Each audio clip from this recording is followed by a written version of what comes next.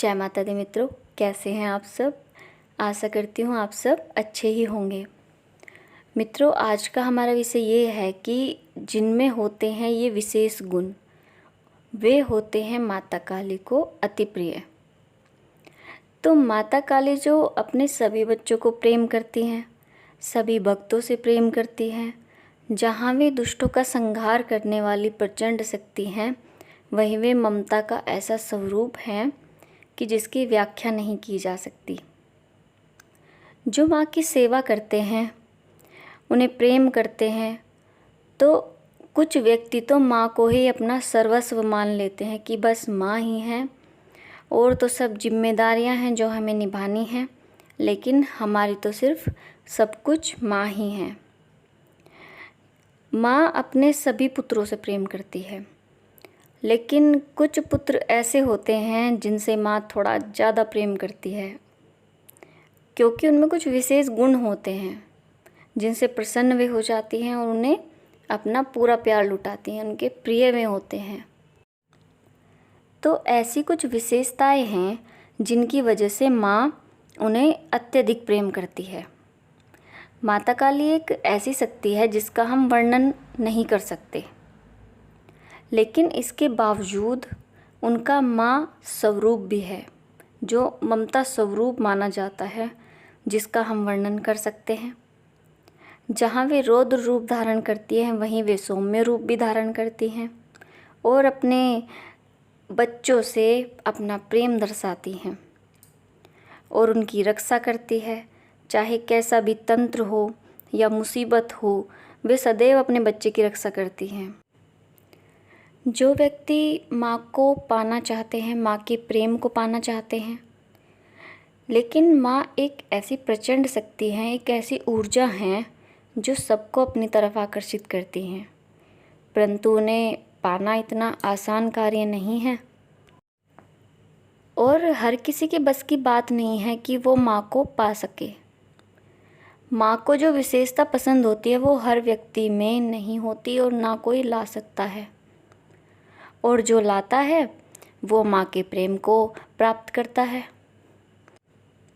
प्रत्येक व्यक्ति का मन अलग अलग होता है और अलग अलग देवताओं के शरण में मन टिकता है। किसी का मन कहीं लगता है तो किसी का मन कहीं लगता है, और सब देवताओं की अलग अलग विशेषताएं होती हैं।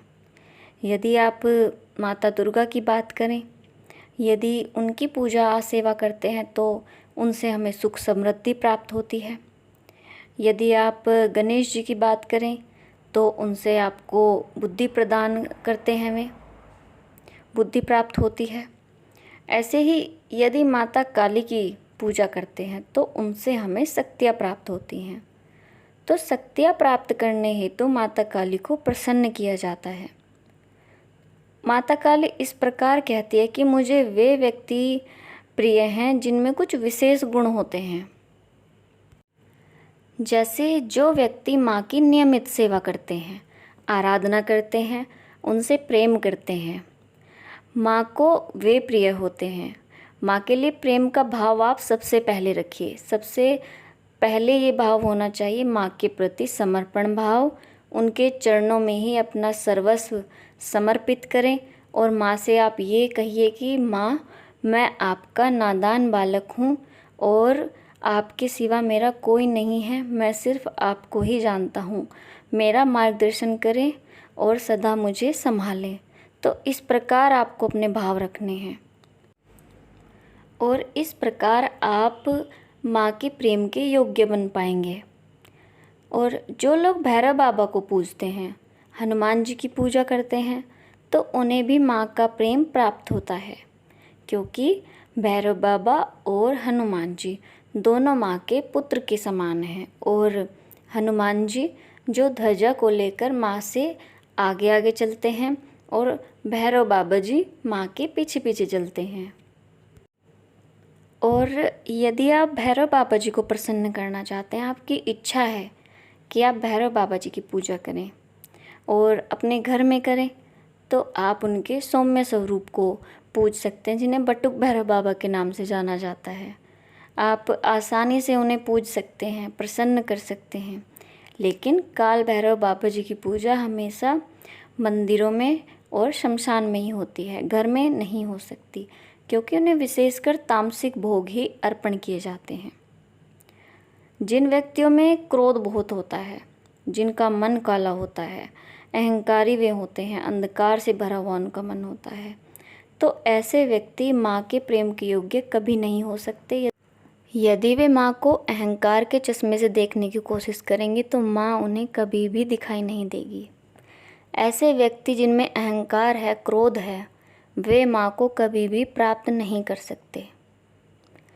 और जिनमें अहंकार नहीं होता, सबके प्रति प्रेम और समर्पण का भाव होता है, तो वे माता काली के प्रेम के योग्य होते हैं।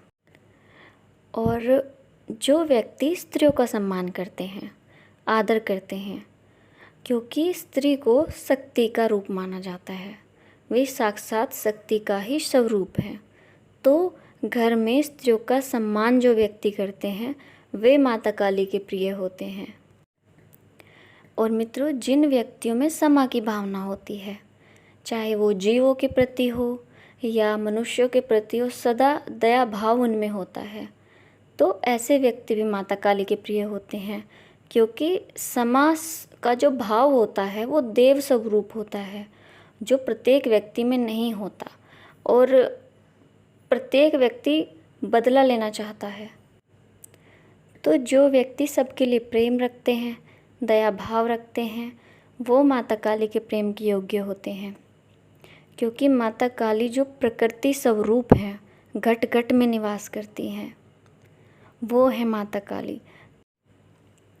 अगली विशेषता ये है मित्रों कि जो व्यक्ति भगवान भोलेनाथ की सेवा करते हैं, जो शिव भक्त हैं, वे भी माता काली को प्रिय होते हैं, क्योंकि माता काली स्वयं आराधना करती हैं भगवान शिव की, वो आराध्य हैं उनके।